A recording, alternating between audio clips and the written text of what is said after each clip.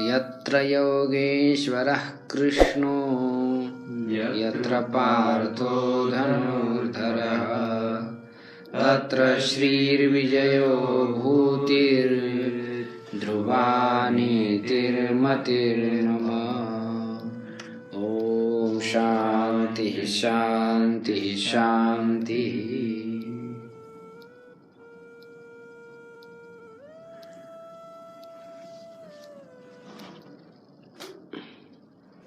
महामहिम श्री भर्तृहरि जी के द्वारा विरचित नीति शतकम, इस ग्रंथ का हम विचार कर रहे हैं। पंडित श्री भर्तृहरि जी महान गुरु के महान शिष्य हैं। इनको इस संसार में वैराग्य प्राप्त हो गया और गुरु की शरणागति उन्होंने प्राप्त कर ली। गुरु से उन्होंने दिव्य ज्ञान प्राप्त कर लिया। तब उन्होंने 3 ग्रंथों की रचना की, वैराग्य शतकम, श्रृंगार शतकम और नीति शतकम। भर्तृहरि जी को वैराग्य क्यों प्राप्त हो गया, इस कथा प्रसंग को हम सब जानते हैं। पत्नी में अत्यधिक प्रेम था उनका, इसलिए जितने भी संसार के अच्छे अच्छे पदार्थ हैं वे अपने पत्नी को प्रदान कर देते थे, लेकिन पत्नी का प्रेम उनमें था ही नहीं। उनका प्रेम और किसी अन्य व्यक्ति में था, जो घोड़े की सेवा करने वाला उसमें था। और घोड़े करने वाले का प्रेम राजा की पत्नी में था ही नहीं वास्तविक। उसका प्रेम अन्य स्त्री में था, वेश्या में था। तो राजा को किसी सन्यासी ने सुंदर फल प्रदान किया, तो उसने सोचा ये पत्नी को दिया जाए। तो पत्नी को कहा, खाओ, ये अमर फल है, तुम खाओगे तो बहुत दिन तक जवान रहोगी। पत्नी ने सोचा मेरा खाने से जवान रहने से क्या, मेरा प्रिय कर जवान रहना चाहिए। तो इसलिए उन्होंने वो फल उसको घोड़े की सेवा करने वाले को दिया। तो उसने सोचा मैं जवान रह के क्या करूं, मेरी प्रेयसी वो जवान रह जाए तो ठीक है। तो उन्होंने वो फल उस प्रेयसी को दिया। प्रेयसी ने सोचा ये शरीर मैं तो ये दूसरे के लिए ही हमेशा प्रयुक्त करती रहती हूँ, तो ये कितने दिन तक इस प्रकार दूसरे के लिए ये शरीर बेचा जाए, ये तो सब खराब काम है। इसलिए उन्होंने सोचा कि हमारे देश के राजा भर्तृहरि बड़े धर्मात्मा हैं, उनको ये फल दिया जाए। तो फल भर्तृहरि जी के पास आ गए। तो भर्तृहरि जी का दिमाग ही घूम गया कि ये फल तो मैंने मेरे पत्नी को दिया था, ये फल इसके पास कैसा है। अब राजा ही थे तो सभी इंक्वायरी शुरू हो गई, कैसे आपके पास आया। तो उसने कहा ये फल मेरे को आपके घोड़े की सेवा करने वाले ने दिया। घोड़े की सेवा करने वाले को कहा तुम्हारे पास कैसा है, बोले रानी साहब ने दिया। रानी साहब को कहा तुमने कैसा उसको फल, ये मेरा प्रेम उसमें है। अरे तुम्हारे लिए मैं सब कुछ कर रहा हूँ, तुम्हारा प्रेम और दूसरे में, क्या ये जीवन है विचित्र। हम जिसके लिए जी रहे और तीसरे के लिए जी रहे। धिक्कार है संसार का। याम चिंतयामि सततम मयि सा विरक्ता सापि अन्यम इच्छति जनम सजनोन्यसक्ता अस्मत्कृते तु परितुष्यति काचिदन्या धिक्तांच तंच मदनंच इमांच मांच। पहले ही उन्होंने वैराग्य शतक में खींच डाला श्लोक। धिक्कार है उस कामदेव का, मेरा, उस व्यक्ति का और उस स्त्री का। एक कामदेव सबको नचा रहा है, कामदेव ही कुचक्र चला रहा है। याम चिंतयामि सततम, मैं जिसका निरंतर चिंतन करता रहता हूँ, तो सापि अन्यम जन्म इच्छति, वह अन्य जन की इच्छा करती है और वह भी अन्यो आसक्ता, वह अन्य में आसक्त है और हमारे लिए और कोई दूसरी प्रसन्न हो रही। अस्मत् कृते तो परितुष्यति काचिद अन्य, इसलिए धिक्तांच तंच इमांच मांच मदनंच, सबका धिक्कार है। और ऐसा कहते उन्होंने सब संसार का त्याग कर दिया। तो अपने स्त्री से ही उनको ये सीख मिली कि संसार में जो प्रेम होते हैं वो कोई स्थायी नहीं होते हैं। किसके मन में क्या बैठा है इसको तो हम कोई समझ ही नहीं पाएगा। और प्रेम करेंगे तो देहादिकों में प्रेम करेगा, कितना प्रेम होता है। जब तक बढ़िया चमड़ी है तब तक बढ़िया प्रेम होता है संसार। और जब खराब हो गई, मुख जो है विद्रूप हो गया, तो कौन प्रेम करते? कोई प्रेम नहीं। तो संसार का प्रेम अस्थाई समझ करके उनको वैराग्य हुआ, तो उन्होंने नीति ग्रंथ की रचना की। नीति किसको कहते? नीयन्ते अस्मिनीति नीति, जिसमें साम दाम दंड आदि उपाय है और इहलौकिक व पारलौकिक सुख के प्राप्ति के उपाय बताए गए, उसको क्या कहते? नीति कहते। नीयन्ते सामदाम दंडादि उपायाः च इहलौकिक पारलौकिक उत्कर्ष उपायाः यस्मिन् सा नीति, उसको नीति कहेंगे। अथवा उन्नीयते अर्थ अनया इति नीति, कर्ण में 3 प्रत्यय हो जाएगा, तो जिसके द्वारा अर्थ का ज्ञान होता है, विशेष अर्थ का ज्ञान होता है, उसको नीति कहते हैं। अथवा नयनम नीति, ले जाने को नीति कहते हैं, जो मनुष्य को सही मार्ग पर ले जाती है उसको क्या कहते हैं? नीति कहते हैं। तो ये नीति संसार में बहुत प्रकार की है। 60 प्रकार की नीतियां कही गई। नीति माने न्यायपूर्ण वाक्य, न्यायपूर्ण आचरण, इसको नीति कहते हैं। जिससे मनुष्य सन्मार्ग में चलता है उसको क्या कहते हैं? नीति कहते हैं। तो नीति पर यदि कोई व्यक्ति चलता है तो संसार में सबका प्रिय होता है, किंतु वो नीति जो है वह भगवद आश्रित होना बहुत आवश्यक है। भगवान का त्याग करके जिस नीति का आचरण किया जाता है वह नीति मनुष्य को पूर्ण रूप से संतुष्ट करेगी ऐसा नहीं है, क्योंकि वास्तविक नीति जो है वो भगवत तत्व में स्थिर रहती और अन्यत्र नीति स्थिर नहीं। यत्र योगेश्वर कृष्ण यत्र पार्थो धनुधर तत्र श्रीर विजयो भूति ध्रुवा नीतिर्मतिर्। विदुर महाराज कह रहे कि ये मेरा निश्चय कि वहां पर ही ध्रुवा नीति है।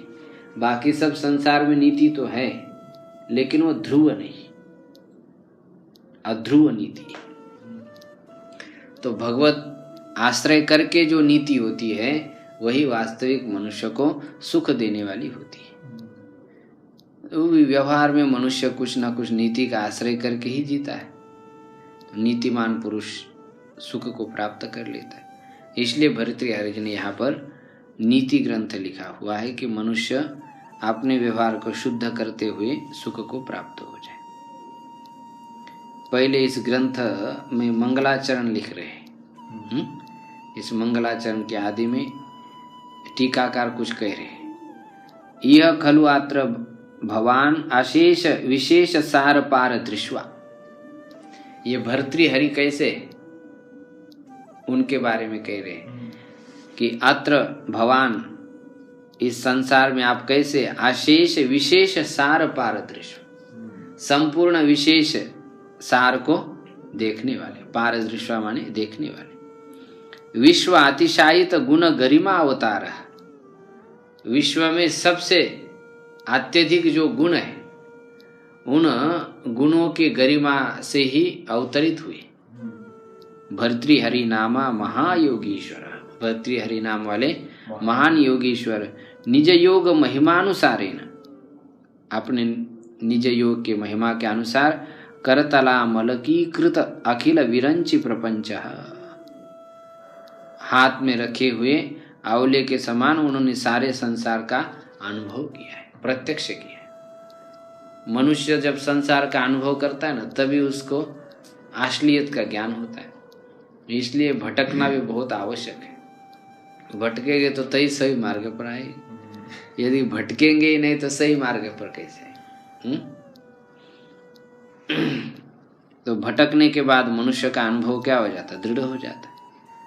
तो उन्होंने सब संसार को अनुभव करके देखा, स्पष्ट अनुभव किया। तृणकणमिव जगत जालम अवलोकयन, तिनके के समान संपूर्ण संसार को देखते हुए परम कारुणिक लोक व्यवहार परिज्ञान खिन्न अंतकरण, परम कारुणिक लोक व्यवहार के परिज्ञान से खिन्न अंतकरण वाले, जिधर देखो उधर कुएं में भांग पड़ा है? कोई सन्मार्ग में नहीं चलना चाहता। तो जिसको सन्मार्ग में चलना है उसको तो बस अपना हाथ में झंडा लेकर के निकलना पड़ता है।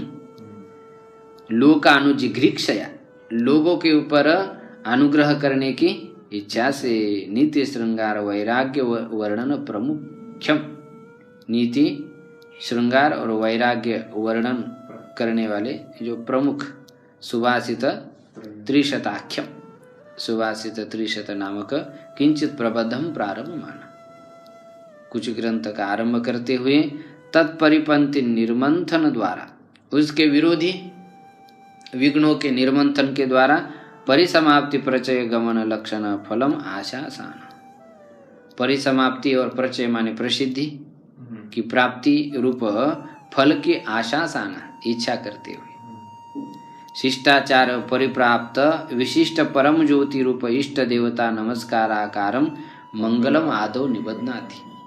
शिष्टाचार परिप्राप्त विशिष्ट परम ज्योति रूप, विशिष्ट परम ज्योति रूप हाँ इष्ट देवता नमस्काराकारम, नमस्कार के आकार वाला मंगलाचरणम आदौ निबध्नाति, आदौ ग्रंथ के आदि में निबध्नाति माने जोड़ रहे हैं। क्योंकि शास्त्र का नियम है, क्या नियम है? मंगलादीनि मंगल मध्यानि मंगलांतानि शास्त्राणि प्रथन्ते वीर पुरुषानि आयुष्मत् पुरुषकानि च भवन्ति अध्येतारस्य प्रवक्तारो भवन्ति। इस प्रकार भगवान पतंजलि का यह वाक्य प्रमाण होने के कारण वो ग्रंथ के आदि में मंगलाचरण कर रहे हैं। तो मंगलाचरण भी तीन प्रकार के होते हैं, नमस्कारात्मक, आशीर्वादात्मक और वस्तु निर्देशात्मक। तो इस ग्रंथ के आदि में वे वस्तु निर्देशात्मक मंगलाचरण कर रहे हैं। दिक्कालादि अनवच्छिन्न नंत चिन्मात्र मूर्तये स्वानुभूत्यैकमानाय नमः शांताय तेजसे। दिक्कालादि अनवच्छिन्नानंत चिन्मात्र मूर्तये स्वानुभूत्यैकमानाय नमः शांताय तेजसे।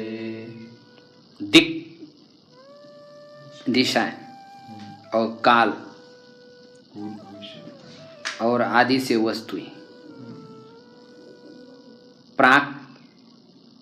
प्राच्यादि जो दिशाएं हैं यानी वो प्रदेश है, पूर्व प्रदेश, उत्तर प्रदेश, दक्षिण प्रदेश, इन सभी प्रदेश और काल है, भूत भविष्यत और वर्तमान काल और वस्तु आदि कौन से जो अनवच्छिन्न है, अपरिक्लुप्त है, सीमित नहीं है, अर्थात वो विभू है, नित्य है, एक है। इसलिए वे देशतः कालतः वस्तुतः परिच्छेद से रहित है, अर्थात अनंत और अपरिमित है। त्रिविध परिच्छेद शून्य होने के कारण अखंड दंडायमान, ऐसे जो परमात्मा है। अनंत चिन्मात्र मूर्तये, अनंत शब्द का अर्थ आनंद, चिन्मात्र मूर्तये, चित मात्र, मूर्ति शब्द का अर्थ स्वरूप, आनंद स्वरूप और चिन्मय स्वरूप है। द्वंद्वान्ते श्रूयमानं पदम प्रत्येकम अभिसंबध्यते, आनंद रूप है और चिन्मात्र माने ज्ञान घन है, चिदैक रस है।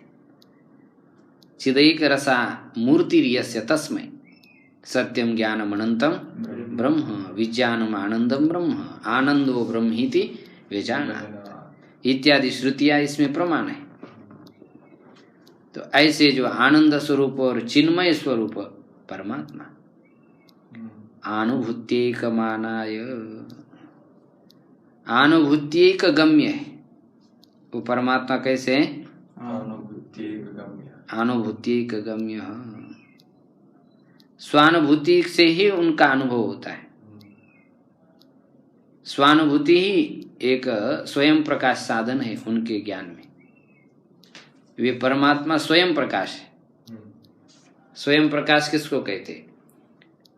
जिसको प्रकाश करने के लिए अन्य किसी की आवश्यकता नहीं और जो सबका प्रकाशन करे, उसको क्या कहते हैं? स्वयं प्रकाश। और परमात्मा ऐसे वो स्वयं प्रकाश है, उनको प्रकाशन करने के लिए किसकी आवश्यकता नहीं, उनसे सारा संसार क्या हो रहा है? प्रकाशित हो रहा है। ऐसे बोधा रूप जो आत्मा है, परमात्मा है, वे उनके लिए शांताय, शांत माने सकल सांसारिक विकारों से रहित है, कोई विकार की तरंग उनमें है ही नहीं। ऐसे शांत प्रसन्नाय निष्कलम निष्क्रियम शांतम श्रुतियां कहती। तेजसे अर्थात ज्योति रूपाय, ऐसे उस परमात्मा के लिए नमः। नमः स्वस्ति स्वाहा स्वदालम वषड योगाच्य, नमः के योग में चतुर्थी होगी। तो ये सब उस परब्रह्म परमात्मा के सब विशेषण है। ऐसे उस परमात्मा के लिए हम क्या कर रहे हैं? नमस्कार कर रहे हैं। दो प्रकार का हुआ ना नमस्कारात्मक वस्तु निर्देशन, ठीक है। नमस्कार कर रहे हैं, दोनों प्रकार का मंगलाचरण हो गया।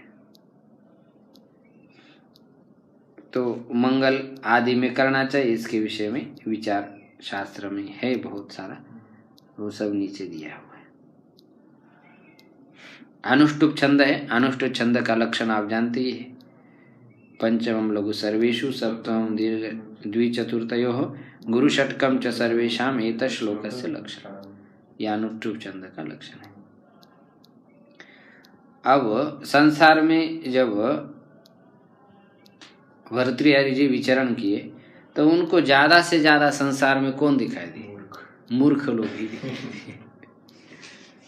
तो मूर्ख का साथ जब आपका पाला पड़ेगा, संबंध आएगा, तब आपको क्या करना चाहिए? उसको सुधारने का प्रयास करना चाहिए, या उसके साथ रहना चाहिए, या उससे दूर रहना चाहिए। इस बातों को आगे स्पष्ट कर रहे हैं। पहले इसकी भूमिका देखिए। मंगलाचरण पूरा हो गया।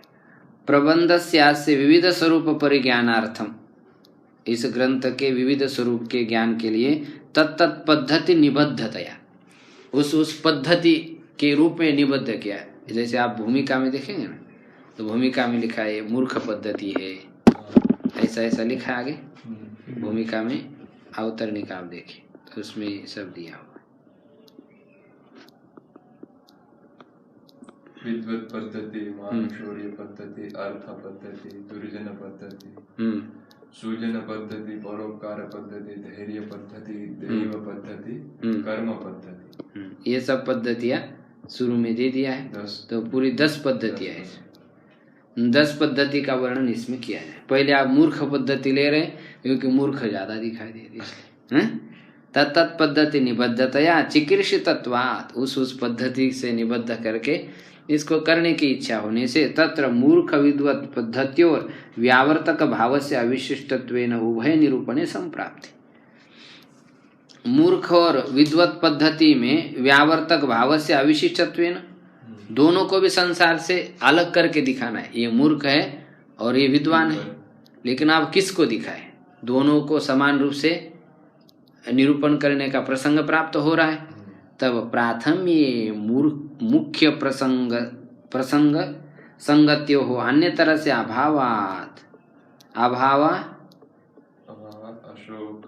अभावात अशोक वनिका न्याय प्रायत्वात् चादो मूर्ख पद्धति वर्णयितुम आरभते। मुख्य प्रसंग संगत्यो, मुख्य प्रसंग संगति में अन्य तरह से अभावात, मुख्य प्रसंग संगति में अन्यतर किसी एक का कोई भाव नहीं होता है। मुख्य संगति और प्रसंग संगति, 2 संगतियां। संगति 6 प्रकार की है, न्याय शास्त्र में बताए थे आपको। तो मुख्य संगति और प्रसंग संगति में दोनों में से किसी का एक का वर्णन नहीं किया जा सकता है, दोनों का भी वर्णन करना पड़ेगा। अभावात अशोक वनिका न्याय प्रायत्वात्, अशोक वनिका न्याय इसका प्राधान्य होने के कारण आदौ मूर्ख पद्धति वर्णयितुम आरभते, पहले मूर्ख पद्धति का वर्णन करने के लिए आरंभ कर रहे हैं अशोक वनिका न्याय से। तत्र प्रथमं सहृदय अभावात् सुभाषितस्य वक्तुम अनवकाशयो इत्याह। तो पहले सहृदय अभावात्, सहृदय माने सरल हृदय का अभाव होने के कारण, सहृदय कहते सरल हृदय वाले, उसका अभाव होने के कारण सुभाषितस्य वक्तुम अनवकाश।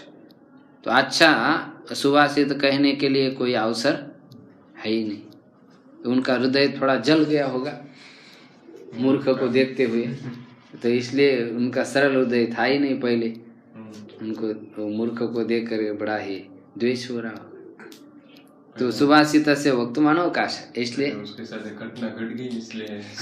हाँ तो इसलिए सुभाषित कहने के लिए अवसर है ही नहीं अभी, अच्छा कहने के अवसर नहीं, इसलिए पहले मूर्ख के बारे में कह रहे। ये इतिहास बोद्धारो मत्सरग्रस्ताः प्रभवस्मय दूषिताः अबोधोपहताश्चान्ये जीर्णम् अंगे सुभाषितम्।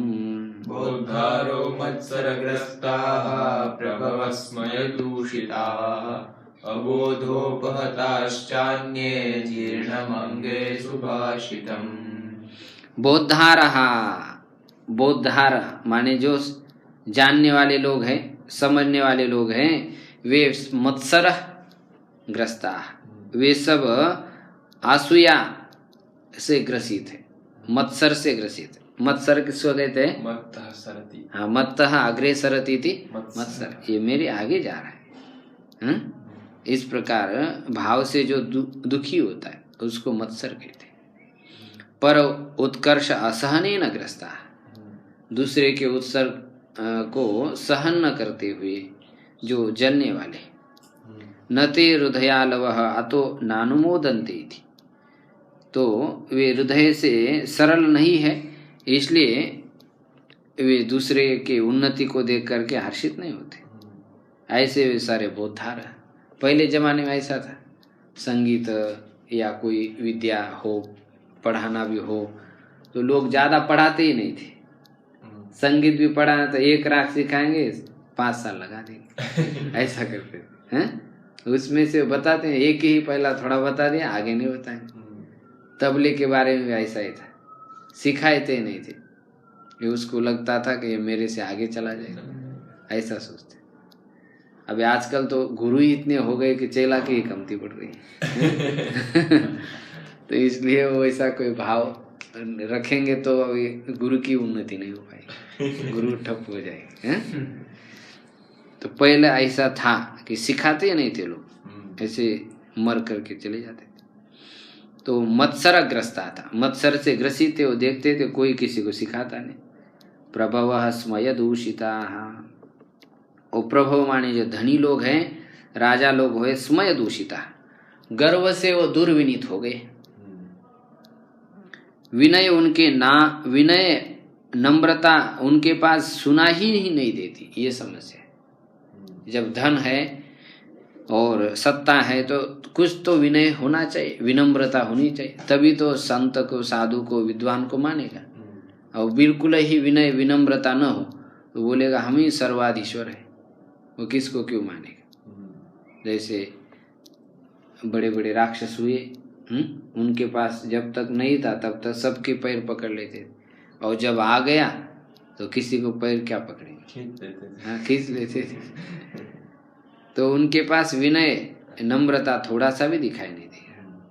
और अन्य जो इनसे भिन्न जो लोग थे वे तो सारे ऐसे ही थे कि मरे हुए चूहे, अबोधेन उपाता, वो अज्ञान के द्वारा ही नष्ट हुए थे। उनका तो शून्य में भी अधिकार था ही, तो मेरी बात मैं किसके सामने कहूँ।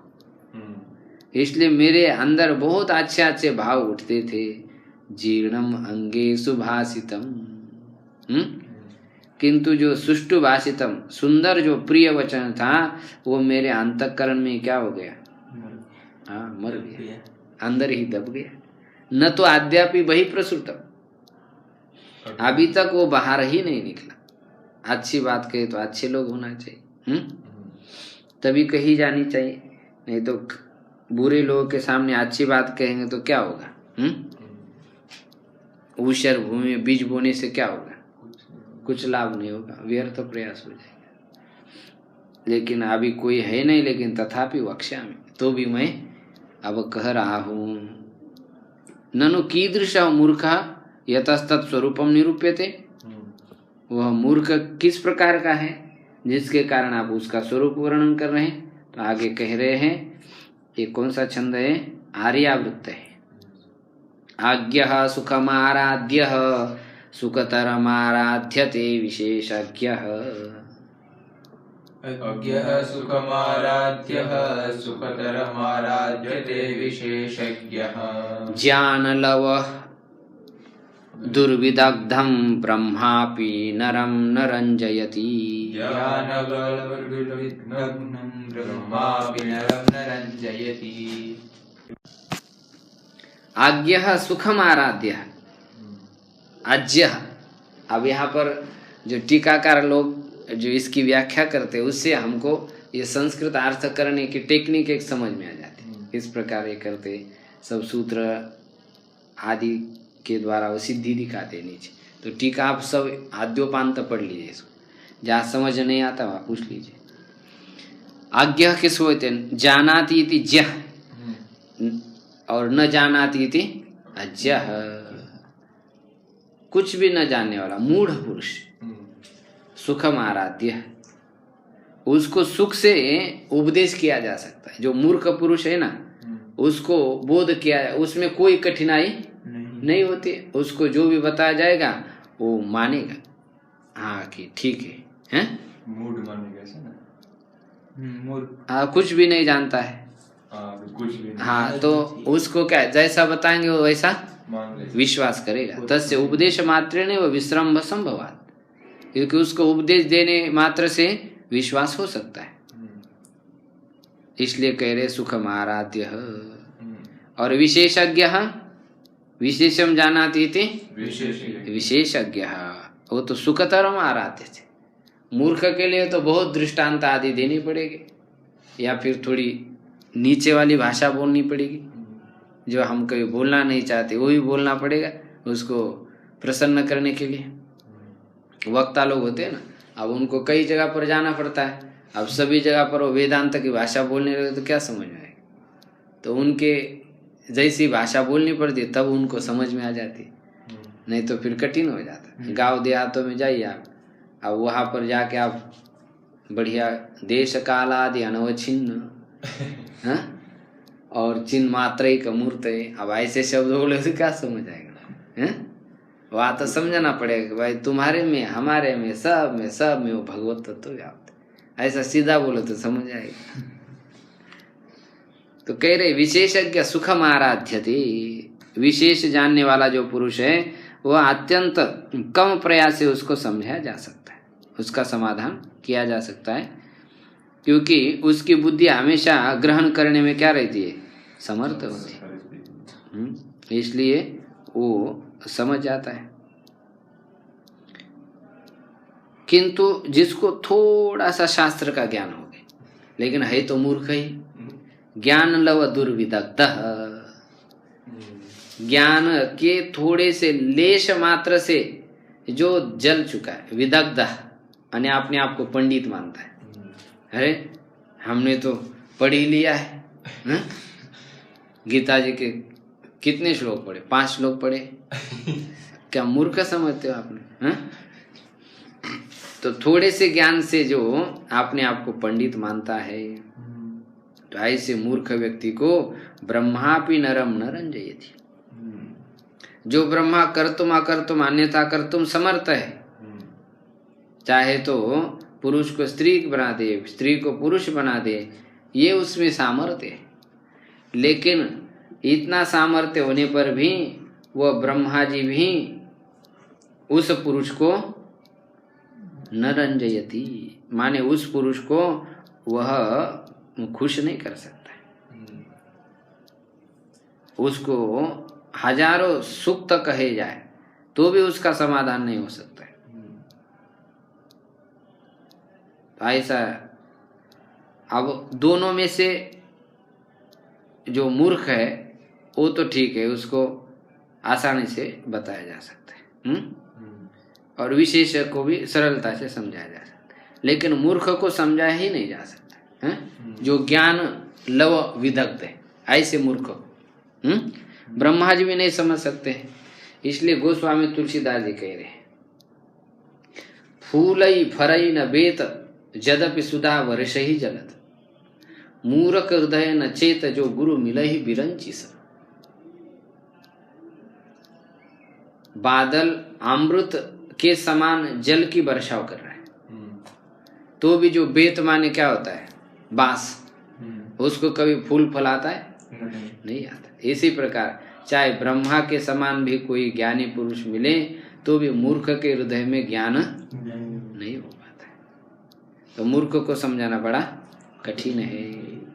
मूर्ख के चित्त में ज्ञान पैदा करना कितना कठिन है, इस बात को आगे स्पष्ट करें, उसका विचार हम कल करेंगे।